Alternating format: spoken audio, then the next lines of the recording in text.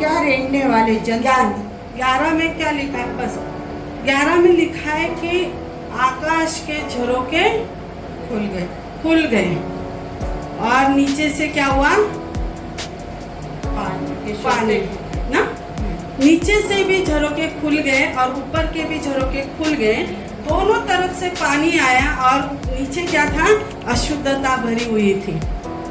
ऊपर से और नीचे से पानी आने की वजह से जो पृथ्वी पर अशुद्धता थी वो पूरी तरह से परमेश्वर के क्रोध के इसमें बह गई और परमेश्वर ने क्या किया? शुद्ध कर दिया। ऊपर से और अंदर से जब तक आप पूरी तरह से साफ नहीं होते, ऊपर का अभिषेक और अंदर की पवित्र आत्मा की नदियां जब तक दोनों तरफ से दबाव नहीं आता है, आपके अंदर की अशुद्धता से आप छुटकारा नहीं पा सकते। तब तक आपके अंदर की वो जीवन की नदियां नहीं बह सकती। परमेश्वर का वचन वहां पर सीधा सिंपल कहता है कि ऊपर से पानी बहा, नीचे से पानी आया और दोनों के दबाव की वजह से अशुद्धता पूरी तरह से निकल गई थी। परमेश्वर ने इस तरह से उस अशुद्धता को साफ किया। वैसे आत्मिक तौर से ऊपर से पवित्र आत्मा का अभिषेक और पवित्र आत्मा की नदियां जब तक आपके दोनों तरफ से दबाव नहीं आएगा, आपके अंदर की अशुद्धता नहीं निकलने वाली। पवित्र आत्मा जो पुराने करार में पवित्र आत्मा आता था, कब कैसे आता था? सामर्थ के द्वारा आता था, काम करता था और निकल जाता था, बराबर।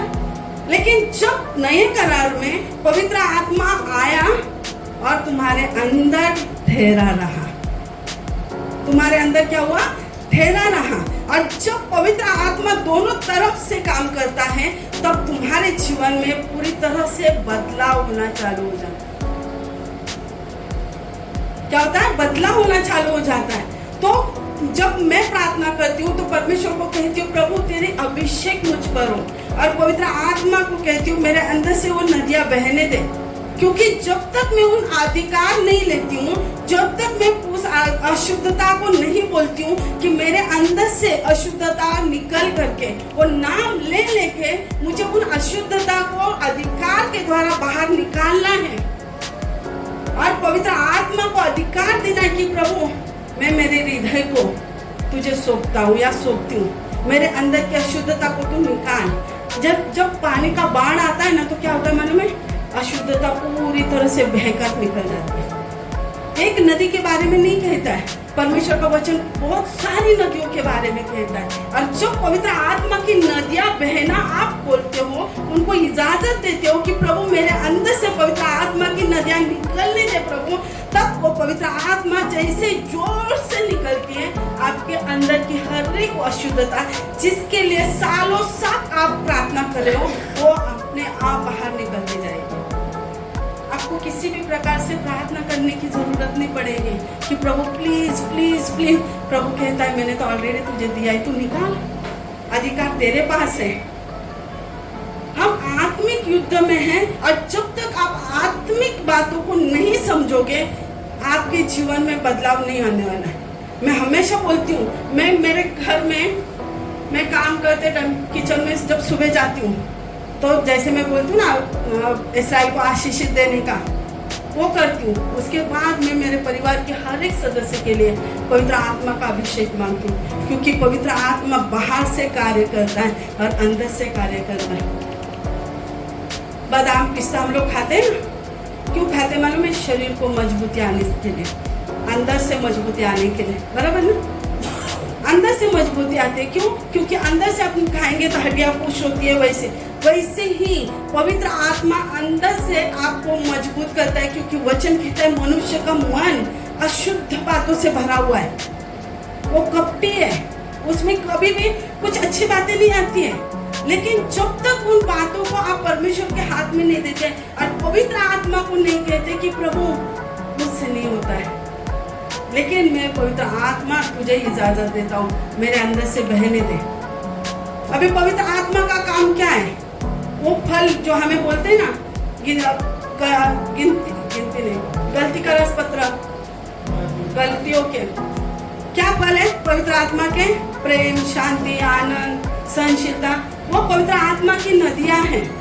और उन नदियों के इसमें आपकी बोलते हैं ना, छुटकारे की नदी बहेगी, आपके बंधनों से आज़ादी की नदी बहेगी, आपको छुटकारे की नदी बहेगी, आपके आशीषों की नदी बहेगी, आपको लोगों के साथ कैसे बर्ताव करना है, बुद्धि की नदी बहेगी, समझ की नदी बहेगी, ज्ञान की नदी बहेगी।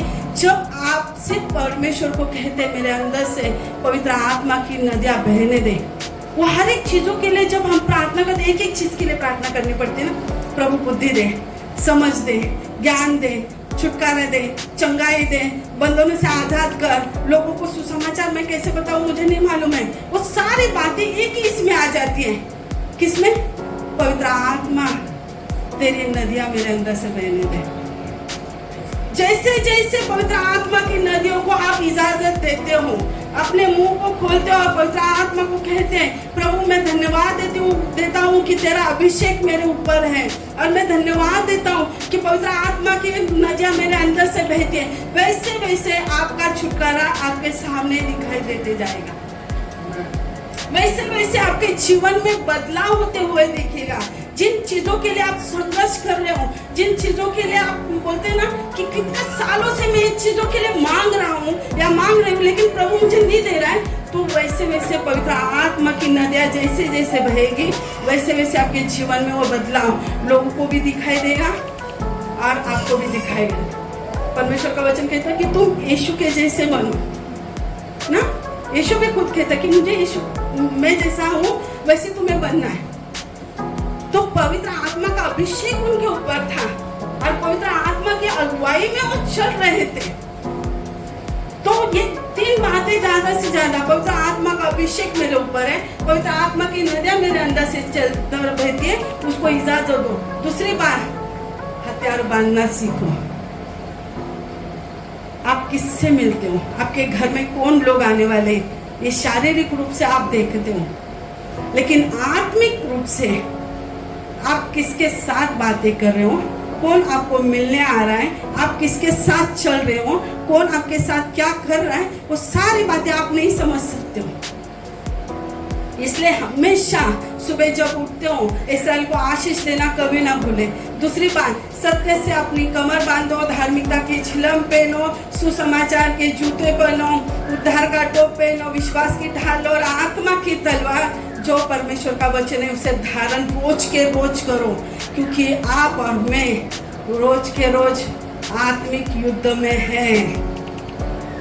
प्रार्थना करते हो, प्रेज द लॉर्ड, लेकिन प्रार्थना में जब बोलते ना लड़ाई लड़ने तो जा रहे, हाथ में तलवार तो लिया है, वचन को पढ़ रहे, प्रार्थना भी किया है, लेकिन वचन की तलवार चलाने नहीं आ रहे। शैतान आ रहा है तो ऐसे ऐसे सिर्फ खड़े तलवार लेके देगा तो मुझे हारा नहीं सकता, देख देख देख देगा, कुछ आ नहीं रहा है। लेकिन जब आप उन सारे हथियारों को बांधकर सामने खड़े रहते हो तो आपके साथ यीशु भी वहां पर खड़ा है और यीशु का लहू आपको चारों तरफ से बाड़ा बांधे हुए है, तो कौन ताकत आपको रोक सकती है, कौन ताकत आपको हरा सकती है? कोई नहीं हरा सकता है। क्यों?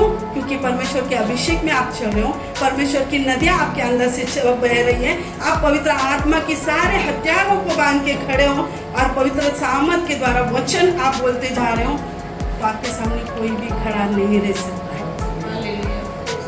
इसलिए परमेश्वर के उन हथियारों को बांधना रोज के रोज सीखो, अपने परिवार को रोज के रोज बांधो, घर के जो प्रमुख है वो खासकर ये करना जरूरी है। अपने बच्चों के लिए मैं नाम ले लेके मैं हर एक को रोज का रोज बोलते ना, मेरा पूरा टाइम इसी में जाता है।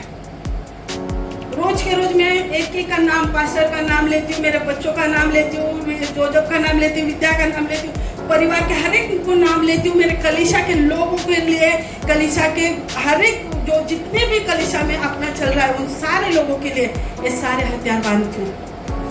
बरका फरीशुक को आशीषित करती हूँ, पवित्र आत्मा का अभिषेक हर एक कलीसिया के लोगों के ऊपर मांगती हूँ, उनके अंदर से पवित्र आत्मा की नदियाँ बहेगी ये भी बोलती हूँ। और फिर मेरे घर में रोज के रोज परमेश्वर के पवित्र आत्मा को बोलती हूँ, वो चंगाई का परमेश्वर मेरे घर में काम कर रहा है, वो चंगाई का परमेश्वर मेरे के जीवन में काम कर रहा है, वो चंगाई का परमेश्वर मेरे जीवन में काम कर रहा है, वो चंगाई का परमेश्वर हर एक का नाम लिख देंगे।